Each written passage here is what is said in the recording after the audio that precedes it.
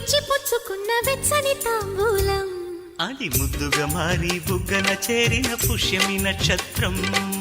ఎక్కు పెట్టి ఉన్న పంచదార విల్లు చేసింది గాయం అది గుచ్చకపోతే వచ్చిన వయసుకి తీరదు మోమాటం నిలిచా నిన్ను కోరి